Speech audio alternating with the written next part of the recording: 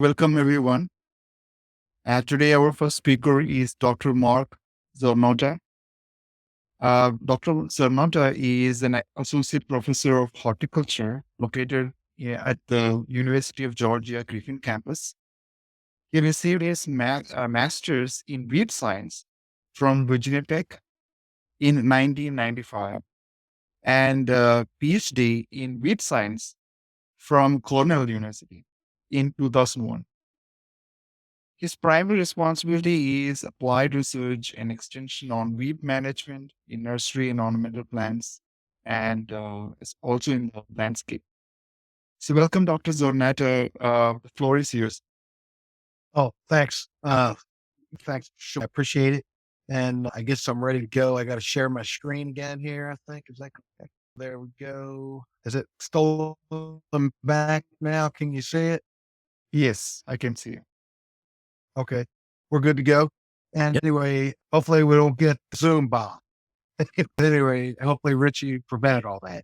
Anyway, so I'm going to talk about weed control in landscape and nursery today. And if you have any questions, let me know. And I was going to tell Shumat that I have a history slide of where I came from and what I did. Anyway, the next, let's see, how do I, does that come through now? Or do I have two? Oh, I do. Give me one sec here. I just got to get it. That's why. Okay, I got two open. That's why. Okay, so let's go. So anyway, this is a brief history. As Shamat said, I got my degrees I actually went to the University of Delaware for undergrad in '85, Virginia Tech for a master's, Cornell for a PhD, and I worked for 3 years between my master's and from my bachelor's and master's degree. I was at a plant nursery selling trees for about a year and a half, selling landscape plants, and then was at DuPont at their ag chemical company before they merged with Dow. And I was at their Stein-Haskell location just as a lab technician. But it was a weed control. It was in the weed science lab.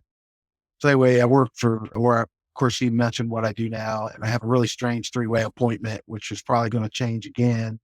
And then I cover all aspects of weed control and ornamental, small fruits, Christmas trees, and orchard floor management. And I also do a little bit of work in, some of you might see the work I've been doing with the Christmas tree industry. We've been working with how to propagate that. And I've worked on a couple other propagation projects, but the main thrust of why I'm here is weed science. So I guess I have 45 minutes to go over this talk. I'll go as quick as I can. I got a lot of information to tell you, and hopefully you'll gain some weed science knowledge and information on how to control weeds in the landscape and nursery. So before, of course, I deal with weeds and weed control, but the big thing that if you ever take a weed science class, I don't know how many of you had one, but there's a laundry list of what actually a weed is. And we could talk about them being weeds that grow where they're not wanted, a plant out of place. Plants, my favorite is a plant whose virtues have not yet been discovered. There might be a chemical in that plant that might save your life, or something that we can utilize for other things, and as well as food, but other pharmaceutical needs, whatnot. And the biggest reason that I'm here is because their plants out there cause economic loss, and we try to make growers as profitable as possible. But there's lots of definitions of this. And if you ever take a weed science class, some of the things you talk about in the first class would be something like this. And I've sat through lots and lots of weed control talks and seminars. And so I've been through a lot of these where these people come up with basically mathematical models that try to predict whether a plant's going to become a weed or not. For example, if you import a plant, some type of annual type plant in the US, you'll also want to know some information about whether or not it's going to be a weed problem. And they always come up with these different categories. And the ones I have here, the 6 I have here are ones that always pop up. And it's the presence of a vegetative reproductive structure. And that would be like yellow or purple nutsedge. And I'll show you a picture or two of that. Abundant seed production. And that would be a plant like pigweed, if you're familiar with all the problems in South Georgia, where one plant will make 5,000 to 10,000 seeds per plant. It's not unusual. Rapid population establishment, where that seed can germinate and grow quickly and go to flower and seed again and spread quickly. seed dormancy, having seed that are dormant for a long time, adaptive. If you have both the ability to produce lots of seeds and vegetative parts, and if they can occupy a disturbed site, like mostly in agricultural situations, you'd think of things like that. And some of the problems that I run into here's a few that I had difficulty trying to control, but this was actually in a propagation house in a greenhouse industry. They were growing azaleas, and they had a problem with this weed called Mercanthia. And excuse me, this weed they of course want something they put down on this. And what happens is this will suck up nutrients and water and prevent the azalea plant that's recently been rooted from a rooted cutting to getting up to full size to where they could sell it. There's a couple things. We found actually a great product that will control this. It was actually a fungicide that someone was playing around with, another weed scientist and we started testing it and it looked great. And unfortunately, it didn't get registered by the EPA in our country, even though it was a fungicide already labeled in Europe. So strange situation, but it had to do with how they wrote the label up. And they didn't consult with any of the academic people, which could have helped guide them a little bit. And they didn't do that. And they kicked it out because of toxicology problem. But here's something that we really have nothing we can really spray on as a herbicide. And you basically have to go back to doing cultural things where you'd have to cut down on watering as much as you can, times that the plant is watered, and try to keep the surface as dry as you can. Can use some pre-emergent granular herbicides to help keep it beat back a little bit, but this is a difficult problem we continue to face, and some growers that propagate stuff might be aware of it. Here's one where I can control plant weeds in the top of the container, but when the weed poles where the seeds come out, it's a difficult situation. You could just spray this with glyphosate or Horde or Glyphosate and eliminate this, but I can't put a herbicide in the weed pole. It's just impossible. And anyway, another one in blackberries where a guy had purple nutsedge coming through the plastic. Most people try to use the plastic type cover. And purple nutsedge, even if it's been fumigated, will survive the fumigation. The tubers will germinate and easily poke through 6 mil plastic, as you can see here.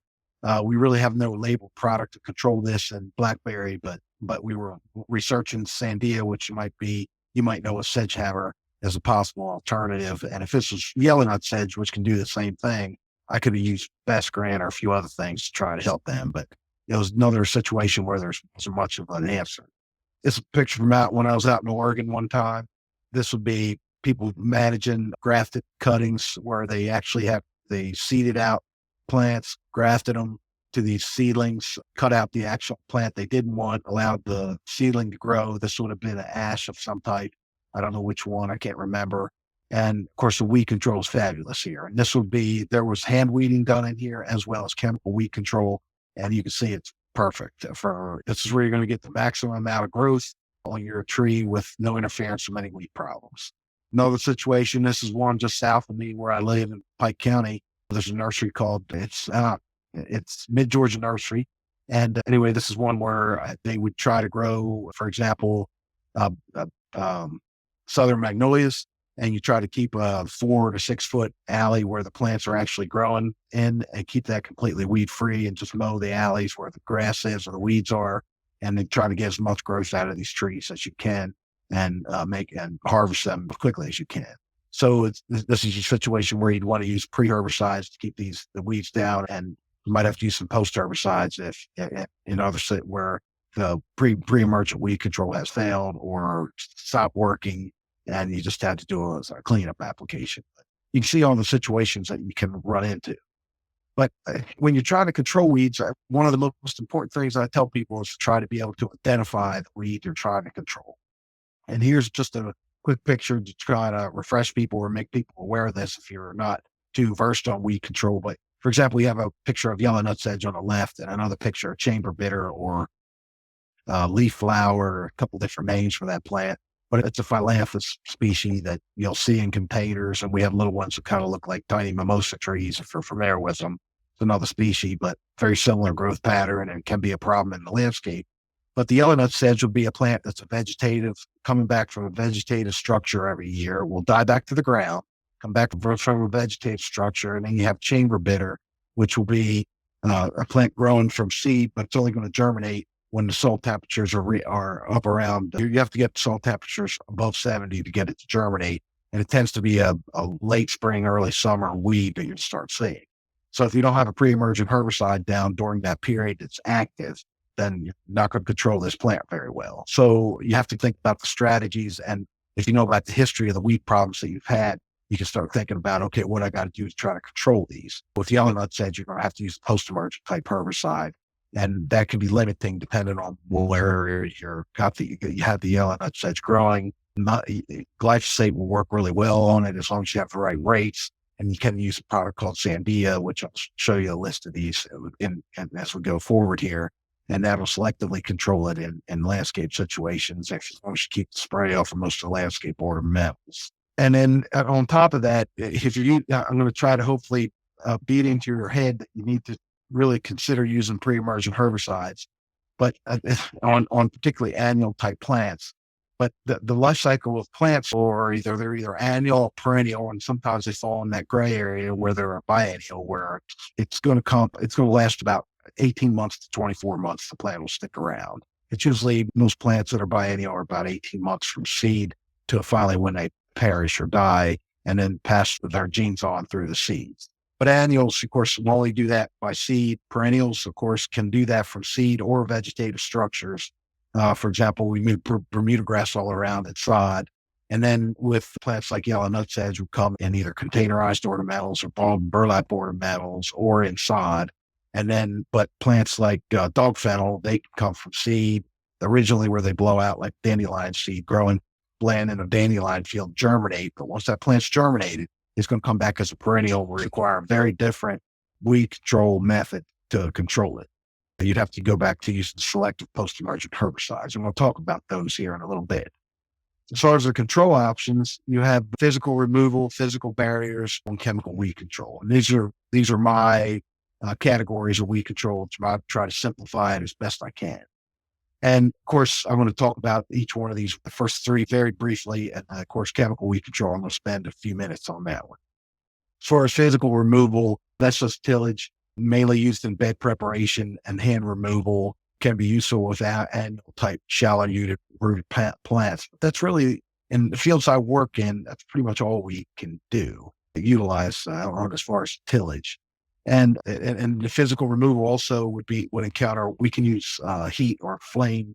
That's used quite a bit in the industry. It used to be a lot more, but the flamethrowers can be used in landscape situations where you can buy propane tanks to burn stuff down. But anyway, I was talking about heat being utilized in the soil system, and of course fire in the landscape type system. In the forestry system. But anyway, there's going to be a lot of automation come in certain situations, particularly like vegetable situations. Like this is an auto hoe I took out this past January or February out of the publication I get.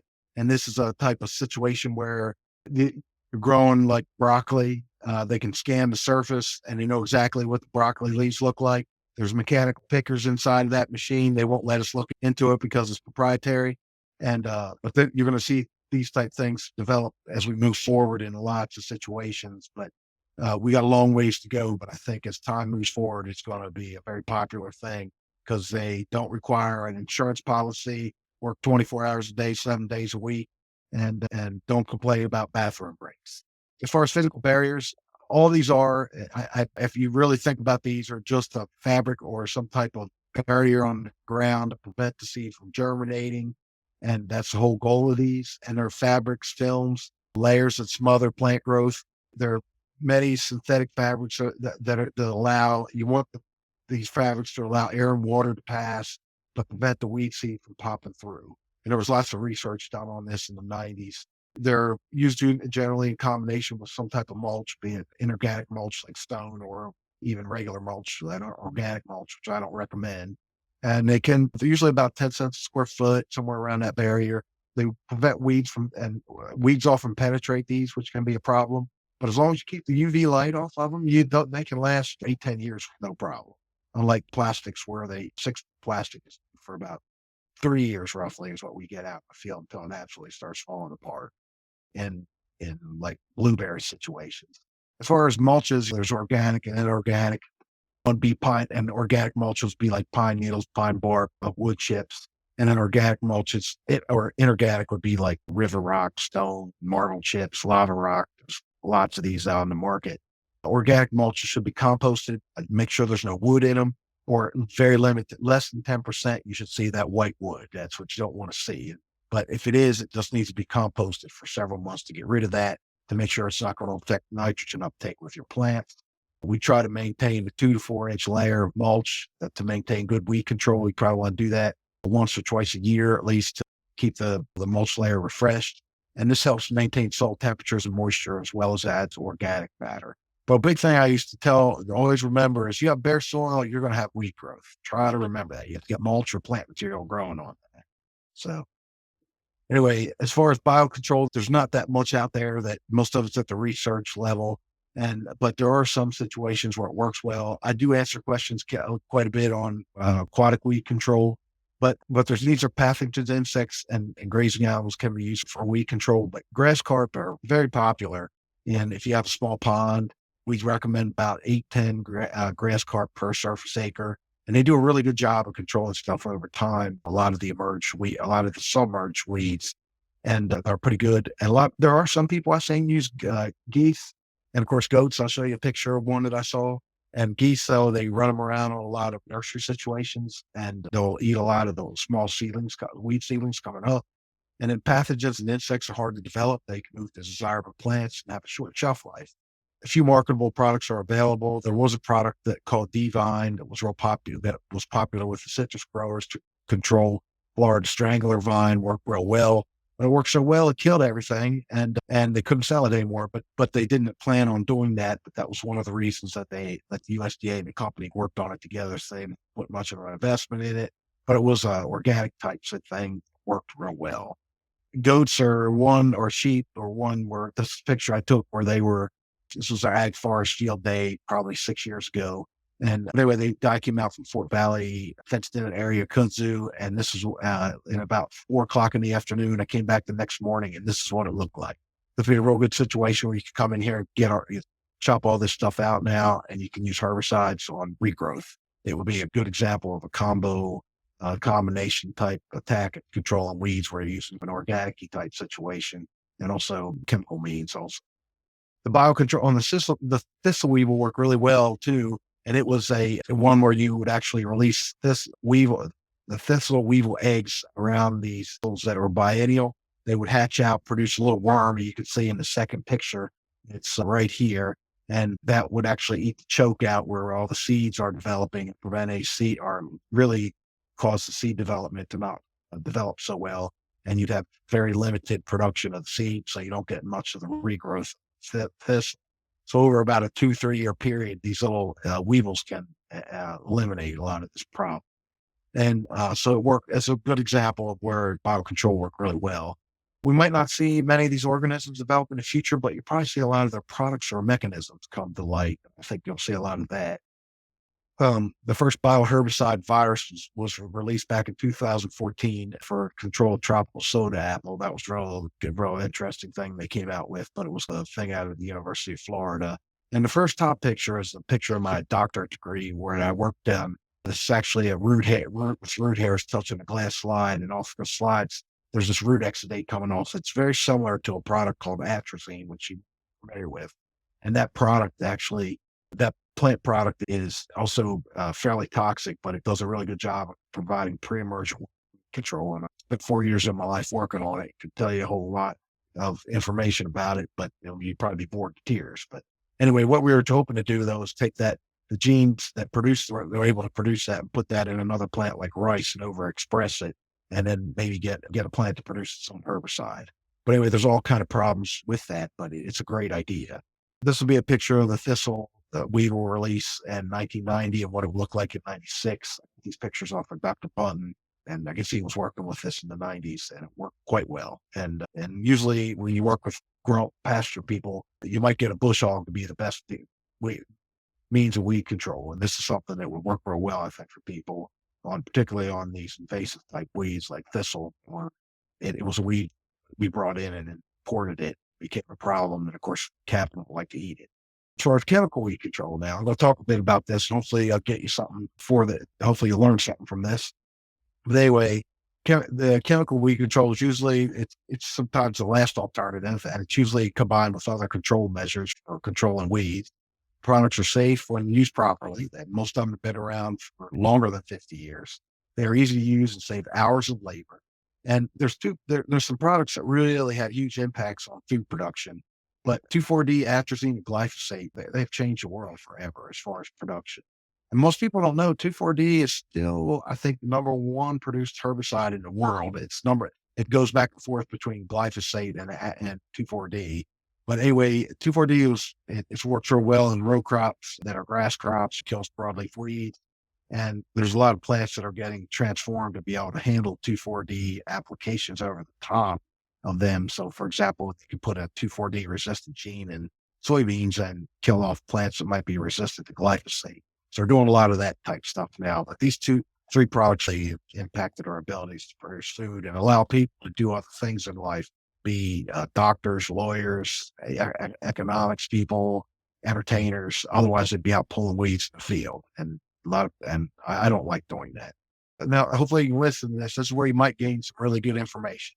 But of the herbicides that are out there's pre-emergent herbicides and post-emergent herbicides. Those are the main two categories we have.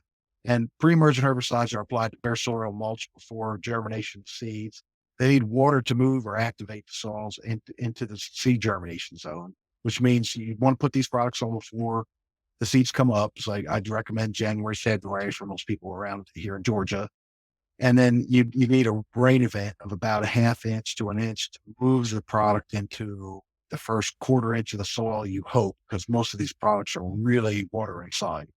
And then you'll get about at least 8 to 12 weeks of weed control with it. Will interact with any germinating seeds and prevent them from becoming an issue. Post-emergent herbicides are applied anytime after the seeds have germinated, and they need a certain period of dryness after the application. For example, a product like glyphosate or Roundup, you might be very familiar with. You'd apply that, spray that on a plant leaf or a plant. It would dry and then be absorbed into the plant. With glyphosate, it's a flood-loaded product which moves around the entire plant system, we don't have very many of those. And it would control the plant by cutting down the production of 3 amino acids. And that would be the two differences. But some herbicides actually can work as a pre and post-emergent herbicide, but there's plenty like glyphosate, which only is a post-emergent herbicide. And if you spray it on the ground, it's inactivated immediately because it bonds to the salt particles and come off until it falls off in carbon, hydrogen, and oxygen. This is just a quick shot of what most of the seeds that germinate. We have a seed bank. Anything less than about a quarter inch of soil, most of those seeds are in what we call seed bank. Anything above quarter inch is plant that could be actively germinate, grow. Most of the pre-emergent herbicides you apply, and then when we get a rain event, they move or migrate in that top quarter inch of the soil where the germinating seeds, where the hypocotyl usually comes out first, and then the radical comes out. And then they can get absorbed on either the hypocotyl or the radical and absorb a couple herbicide molecules, and then those herbicides cause usually problems. There's some biopathway that inhibit the plant from growing well and allow the other plants to grow, canopy over, and eventually these plants will die because they just can't grow. Is what you hope. Sometimes they can linger for quite a while.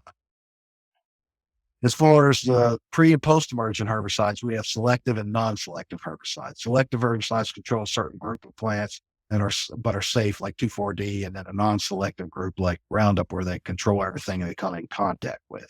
So you should remember that. And then just some examples of ones like we got Pre, which is a pre-emergent herbicide. There's a couple of different versions of it.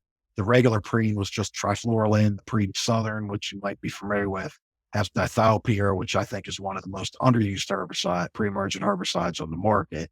And then we got, of course, Roundup, which is the post-emergent herbicide Roundup, which has gained a lot of notoriety because of some of the court cases. And then we have one called Sedgehammer or ProSedge, if you're familiar with those, which can kill nutsedge that's emerged, but it can also have some pre-emergent weed control on even nutsedge and a lot of annual weeds coming from seed. But anyway, the formulations of herbicides are made to be applied as dry as granular. So they either put the herbicide on a granular, and it's usually on it's either kaolinitic clay or it's on biodeck, which is newspaper, or it's meant to be formulated and applied with water as a carrier most of the time, or as a liquid. So you can either the formulations are created to be applied dry as a granular, or as a liquid, which would be sprayable, or you use water as a carrier. And sprayables can be in concentrate that's either a liquid or a dry. So either one of those can be, it just depends on chemical manufacturer and what's the best way to formulate that product, is what I can tell you. And then just as an example, the trade name would be Roundup. The active ingredient would be glyphosate. The full chemical name, if you wanted to know exactly how to draw the molecule, you would use that chemical name. And then you could learn a lot about the molecule's charge and activity and whatnot by knowing that. But what I'm most interested myself in is the active ingredient or common chemical name. If that product tells me it's glyphosate and I know the formulation, I always look on there and tell you how many pounds per gallon. If it's 4-pound gallon, I know exactly how much to put out to get decent weed control most weeks, and I can make that information. But I used to get a lot of questions on, I want to sound this glyphosate product that works real well and it's half the cost of regular Roundup. It works great. And I tell people to use it. But if you can arm yourself to start looking at what the active ingredient is, you save a lot of money. I guess is what I'm trying to get across. Because it's just the same way with like designer clothes and things like that. Once the product comes off patent, a lot of people start to make it and it's the same product in a different container for the same uses that you might be utilizing it for. So that's something to keep track of. As far as the modes of action, it's real important for some people to understand this, because you can either understand how the product is, realize how maybe the safety of it to you and whatnot.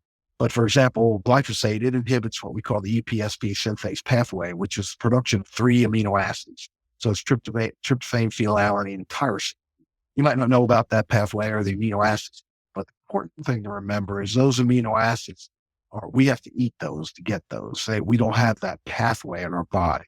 And this is what makes glyphosate one of the reasons it's so non-toxic to us in the environment, because no animals have that pathway. So it works on a pathway that's not even in our bodies. And then as far as the mechanisms by which plants detoxify these herbicides, that's sometimes called a mode of action too. And for example, a lot of people want to know why 2,4-D is not, it doesn't hurt grasses. And it's mainly because there's several ways plants actually detoxify that herbicide. But there's this one called NIH shift, which basically means that the plant has an enzyme system that can gobble up that 2,4-D molecule and change where the actual chlorine groups are on the molecule and inactivate it. That's what the grasses do. One of the ways the grasses deactivate that herbicide. So it's quite fascinating. But what I understand these modes of action, just like I mentioned, is how to use the herbicides, better understanding of how they perform, diagnosis of herbicide injury. It makes you sound like you know what you're doing. In public, you can explain this information to the public and try to make them less scared of it. Some of the ones that you might really understand or help you to understand is the herbicides would be the dinitriadyl herbicides. You might be familiar with these because they're colored. They're either orange or yellow. And Treflan, which would be one, pendimethalin, surflan, benefin, and barricade would be ones that are in this mode of action. And they cause we call microtubule disruption. And that's actually when the cells go to divide in a plant. The chromosomes will go to two different, they'll divide, and then they'll get pulled to two different ends of the cells. And those organs that pull the chromosomes apart and make them equal on both sides of the cell are called microtubules. This herbicide bonds onto there and prevents it from happening, or it messes this whole system up, and plant can lay what's called a cell plate down and make another cell, basically. And that's why you see this club rooting on the left on the corn that you see. And this happens a lot in growers' fields if they somebody in a previous crop put too high of a rate of one of these herbicides down. And this can cause big problems. But anyway, they're mainly used as pre-emergent herbicides, so the backbone of the ornamental industry still. And they can also change ploidy numbers if you spray a high rate on the plant and try to get the ploidy number to change. If you're a breeder, and you can change chromosome number basically, because the plants can't. The chromosome will get doubled a lot of times because the cells will pull apart, and that cell that becomes doubled, you can get a different plant to come off of that if you grow it in tissue culture, or it can even come out as a different shoot sometimes, but it's interesting. These are all the herbicides that are available to the landscape industry. These are all the pre's that are available. And I could talk and bore you to death about all these, but I'm not going to do that. And anyway, Surfland is one you might be familiar with. This one has come off it didn't come off the market. The last plant that manufactured it actually blew up. It's unavailable to the growers today, or it's what you can find on the market. It's all you can get. It's pretty much gone. A couple you might want to know is Dimension is one of the ones that's one of the least utilized herbicides. It needs to be utilized more in the landscape and turf industry, because you can spray this in most turf grasses, most of the landscape situations, pretty much all the woody ornamentals. There are even some perennials and annuals you can use this product on. It works very well, and very impressed with it. Broadstar or Formulations is one that's really good as far as it comes in this is a granular formulation. There also is a sprayable formulation called SureGuard. And then Marengo and Spectacle is Dazaflam. This is probably one of those best products I've tested, but it's mainly for just the woody ornamentals, established woody ornamentals. But you can get upwards of 16 weeks of pre-emergent weed control out of this product. And of course, Isoxaban is a great product if you do sprays. But if you spray this, you can spray it with a product called like Pennant and get really safe weed control on very young material and lots of perennials and annuals. So anyway, but these are all pre-emergent herbicides, and pretty much all of them are available for use in container or field-grown ornamentals or landscape uses. And these are post-emergent herbicides. Just as I switch gears, these are the ones that are available for just post-emergent control, where you can use them. And you can see for non-selective herbicides, we have Reward, Finale, Glyphosate or Roundup, Goal, and Scythe. And the only one of these products that's actually synthetic and will move around the plant and kill it is glyphosate. So it's a real important herbicide for us. The grass herbicides, you might be familiar. These are just grass products, these brown emerge grasses, and they cause control of the grasses. So they work real well controlling emerge grasses. And then as far as selective weed control, we hardly have anything. So that's why it's so important to control things pre-emergently from seed. But we have Basagran and product Image, which is still, you can find it difficult to find, but those two products used to be used to control yellow nutsedge and purple nutsedge. Basagran controlled yellow, Image controlled purple, and that's the main reason we had those products. They do control some other weeds. And then, of course, when Sedgehammer came out, or Pre-Sedge, that pretty much eliminated the need for Basagran and Image. But that controls yellow nutsedge and purple nutsedge fairly well in turfgrass situations. That also is post-directed application in the landscape situation. And so is Certainty. It's like that also. And then, of course, Garlon is utilized. I put this one in here because it's in the brush be gone products that a lot of people get a hold of for controlling brush. You can paint this product on a stem, like an oak or a pine that's coming up in your landscape bed, and it'll keep it from emerging, and just cut it off and you don't have to dig it out.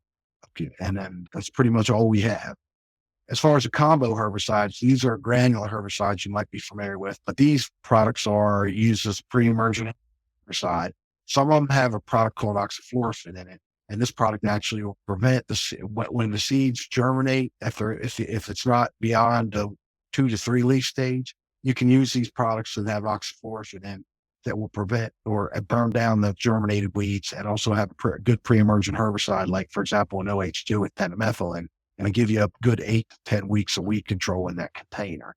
And these are mainly used by container growers. Most of these can be used in the landscape, but most of the sales are container people. And the most popular one was probably be for a long time, a Snapshot. And it's because of safety. As isoxaban and truffland, it's very safe to use in a lot of plant material. But these are great products, and you utilize all these products too. I should tell you, from 100 to 200 pounds per acre. But anyway, a lot of people ask me about annual and perennial weed control. But of those products I just listed, Cancel, Snapshot, XL, Freehand, Truffland are very good. But I would highly recommend Snapshot, XL, and Freehand are the three. They're really good. The only problem is XL has a rhizoline in it. That's going to be around once all the stock is used up. As I mentioned about Surfland, hopefully AMD is going to make some agreement with China to try to come back. That's basically where we're at. And the earliest it would be available would be late 23 now. That's not going to happen anytime next year. And then alternatives for Surfland would be Pennant Magnum. I would use it from 20 to 42 ounces per acre. And you can do up to 67.2 ounces per year. And it's re-entry interval of 24 hours. And you can mix this with 17 calories for really good broad spectrum weed control.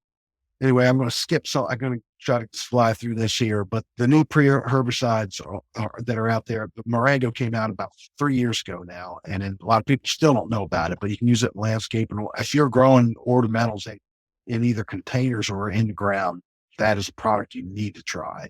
And then if you're in a landscape situation, I'd highly recommend. But also Broadstar is another great one, which is a granular form, but you can buy the sprayable form is called SureGuard. And then, of course, I always the snapshot freehand I mentioned to you about the safe weed control, safety, desirable plants, and get fairly decent weed control. And this just a slide. You can see Marengo 16 weeks after treatment, pecan study I had out, how great it works. The only thing that would be problems here if you had nutsedge. It would not control nutsedge, and that Marengo would fall apart. Just some sprays you might be interested in. Gallery, of course, with Surfland, if you can still get it. Barricade, Pendulum, Marengo, and SureGuard, they can stand all by themselves and be a great product and get weed control from 10 to somewhere between 12 and 16 weeks, even in South Georgia. Just a picture of a slide when you're using pre-emergent herbicides. This will be just when I was looking at a product called Tower, and I'd put weeds in a pot, and it was a sable palm weed control. You could imagine weeding out acre of ornamentals like this. It's going to cost you about $1,200 to $1,600 an acre to pull weeds out of 1 gallon pots on an acre. And I can easily do a weed control for less than $200. And you don't have to do that about 3 or 4 times a year, which would, if you had to hand weed, you'd do that probably 2 or 3 times a year, which you'd go bankrupt trying to keep yourself in business. Just good things to remember is good weed control doesn't happen by accident and will not last. It takes time. You never get 100% weed control with a single application or pre or post herbicide. You're always going to have to go maybe some hand weeding or some post-directed applications of herbicides. But you need to think about what you're trying to control and have some plan that you're trying to attack stuff. And this time of year is great because you get a reset. We'll get a frost to kill all the annual weeds, and that gives you a little time to adjust, get some herbicides if you need them, or make a plan of getting some mulch down and using maybe some herbicides in combination to try to get rid of some problematic weeds. And when you know that there's, for example, if you have a lot of chamber bitters, like I mentioned, I showed you a picture of, you could get a pre-emergent herbicide like Dimension or Marengo down during that time frame. So if you put it down, maybe an application in January, February, and again in April, May, you're going to have pretty good weed control of those problematic weeds.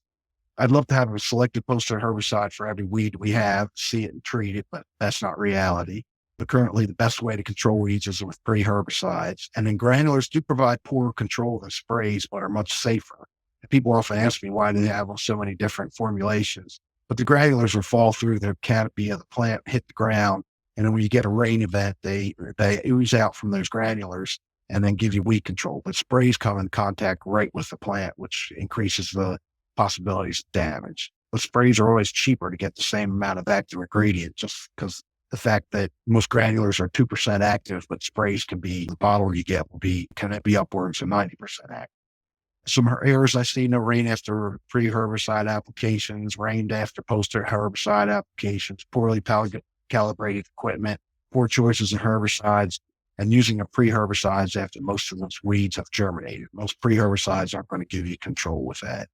And then if you're doing field applications, I do 2 to 4 applications a year. If you're doing container weed control, you're going to have to do about 4 to 6 applications a year. With pre-herbicides, try to use at least 2 different products. But if you use the combo herbicides, this really is a problem.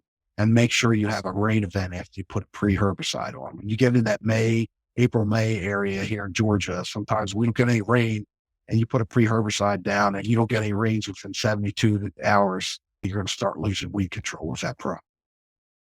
And then also 2 to 4 inch layer mulch, like I mentioned, is a great pre-emergent herbicide. And landscape situations, once the plant's canopy, herbicides or applications should be rare at that point. But you can come back and just manually pull the weeds out, or do a post-directed application, or even paint a product like glyphosate on a blackberry or something to get rid of it. Those are things that you can do to get rid of stuff. And then anyway, as far as only spray glyphosate on live growing plant material you don't apply glyphosate solution to the trunk or base of thin bark trees. and the herbicide applications need to be dry. They need to dry before rain, otherwise they're not going to work well. And glyphosate, remember, is the only broad spectrum herbicide we have. And this is a picture. This is just a slide here of all where you can get the actual MSDS sheets, or the SD safety data sheets, SDS sheets they call them now, and then or the labels. But the CDMS.net probably has 80% of all the pesticides you might come in contact with. Otherwise, you're going to have to contact a manufacturer's website to find it if you want to get it. And then a lot of people want to know where herbicides go when they break down, but most of them actually they're absorbed by the clay or organic matter and hang out till they break down. That's usually what happens to them. And if you're interested in seeing how long they last, the half-life of them, which is how long it takes to go, if we extract the soil to see the original amount to half of what we put out, a lot of people might be interested in this. Glyphosate takes about 50 days to get about half of what you put down to go. And then you probably need 2 or 3 half-lives until you can't get it in. You couldn't extract it anymore. But 2,4-D is about 10, post-herbicides about 5, and glyphosate you might be familiar with is only about 7 days. It breaks down very quickly. Some of the organic products that are out there, they're all burned down products. And last time I checked, which is less than a year ago, there was a sheet at all these 1, 2, 3, 4, 5, 6, 7, 8 burned down type products that are either oils or acids. And then you also the only pre-emergent herbicide we have is corn gluten. Put it down at about 2,000 pounds an acre, which obviously is not useful here, but it could be useful if you're working out in Iowa where they produce a lot of corn. And then glyphosate, lots of new formulations that keep coming out. If it's a 4-pound gallon or the 41% active, you use it between a quarter of a 10% solution, but 2% kill most everything. If you're wicking it on, you want to use 25 to 50%. And then stumps, you can use a 50 or 100% solution to kill weeds. And then I'm not going to go through this, but glyphosate basically came under scrutiny and it's still a problem. There's lots of lawsuits out there, has settled with them, I think. But a lot of people ask me if glyphosate is safe. They found out in 2017, the Journal of National Cancer Institute reviewed glyphosate of 44,932 licensed applicators of glyphosate in North Carolina, Iowa. 5,779 indicate incidents of cancer were out of these 44,000 were noted, but it's no different than the national average, the background actually of people getting cancer. So there's really no association between glyphosate and any solid tumor or lymphoid malignancies overall is what they concluded. And a lot of people ask me, is glyphosate safe? It's a registered product. It goes under heavy scrutiny from the US EPA and the European EPA for human toxicity and environmental impact. And if used correctly, the evidence is that glyphosate is not likely to cause issues with us. So anyway, if you're interested in that. And if you spray it continually like glyphosate on the base of crepe myrtles, this kind of damage you're going to see. We call it bud blasting. And if you have glyphosate mixed in your tank, there's a picture of a hydrangea below, guys, showing you the difference in the bud. But this will be an example of the guy above holding it. This will be a sublethal dose. Plant still comes out, looks terrible. And people want to ask me how long is it going to take for that plant to come out. The picture of the crepe myrtle on the left, it needs to be torn out, replanted. The picture of the hydrangea on the bottom, if you prune that back, it'd probably come back in probably 2 months. And then anyway, the surfactants, just make sure if you have to use a surfactant or an adjuvant is what the umbrella is, that you use it. Because you can decrease activity from 20 to 40% if you're not using an adjuvant when you need to. And then people often ask about stump control. Don't forget you can apply glyphosate as a paint, selectively apply it so you don't have to spray it and keep it away. But you could paint glyphosate on, for example, or trichopyr on a piece of, and that'll kill that plant 90% of the time. That thing's not even going to rebud. If it rebuds, it's not going to be happy. But there's lots of new stuff going on. Impregnated mulches were released back in 2012 they actually have Surfland on them. You can buy them, and I've seen them available at Home Depot and Lowe's. There's going to be better herbicide formulations. Vehicles for slow release herbicides are coming, targeted for targeting weeds with herbicides. That I could see being a big issue. There's laser machines out now, and I showed you a picture of the mechanical picker. And that's all I have. I'm sorry I lost you. I would have been a little bit slower, but anyway, does anybody have any questions? You have time? I'd be happy. Thank you so much, Mark. Is it anybody has any questions, please, you can use the Q&A box and type it there and I can ask. It looks like we have a question. So this is from Robert, asking, having a difficult time with torpedo grass. What would your recommendation control? Okay, I guess I can repeat the question. The guy has trouble with torpedo grass. That's a great question. And I have an answer for you. I don't know what it's growing in, but there's a product actually called Drive that works really well on torpedo grass. And Drive is not labeled yet for use in overtop ornamentals, but we're working on a label for that, or that I don't know where it got to, but we actually got it for weed control in blueberries and blackberry, but it does control torpedo grass very well. And I don't know if that would be an option for you. I don't know where it's growing, in turf grass or in ornamentals, but I've done some studies with it at the university here. The product Drive, Quinclorac, you would be known. It's fairly safe on most woody type ornamentals, but again, it's not labeled. You'd have to do experiments yourself to decide, and it wouldn't be a labeled application. You'd have to just try it out and see how it works, and then hope we get a label for it. We have time for one more question. I think the other question that popped up is control of Virginia buttonweed in turf grass. Do you have any recommendation? Yeah, buttonweed. I don't do turf grass, but buttonweed weed control. Most of the time you can use, it depends on the turf grass variety, but you can use atrazine, or there's a couple other of the products like Revolver or Matter or Monument. They have some activity on that plant. It's a very difficult plant to control in turf grass. And even if you get it creeping into the landscape bed, which often happens, it can be difficult. But, in turf grass, atrazine is probably the cheapest way to go. If you do probably 2 applications probably do a quart per acre each time if you use the 4-pound gallon.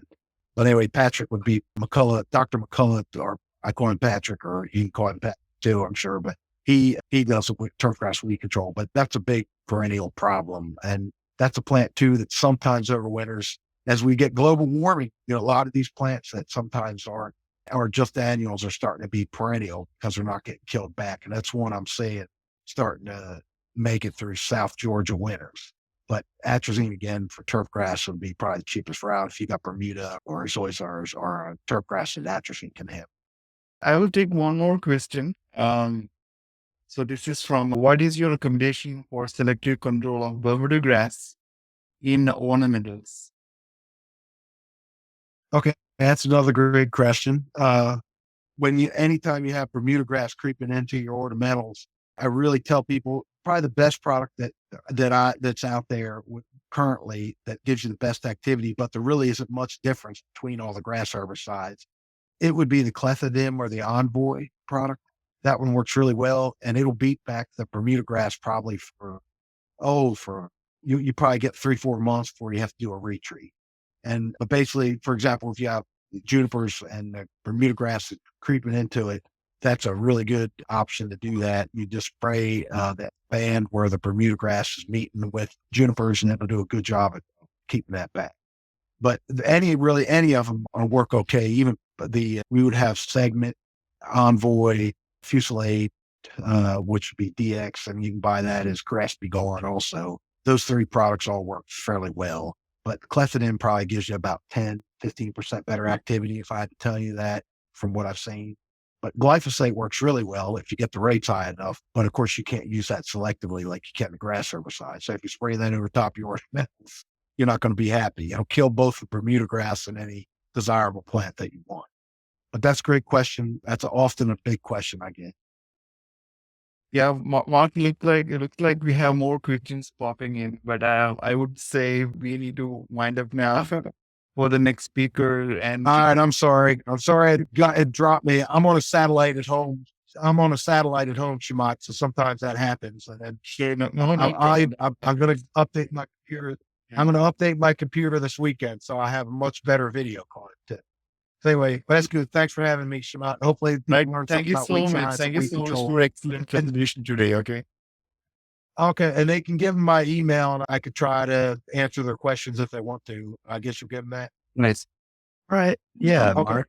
We can do that. We'll anyone who didn't get a chance to have their question passed to Mark, if you go ahead and follow up with him in email, and we can pass that out today at the end. Just go ahead and do that. So we can take Thanks for your help, Richie, too. I appreciate that. You bet. All right, folks, we're going to go ahead and jump to break now for just a little bit under 5 minutes. Thank you, Mark. Have a good day.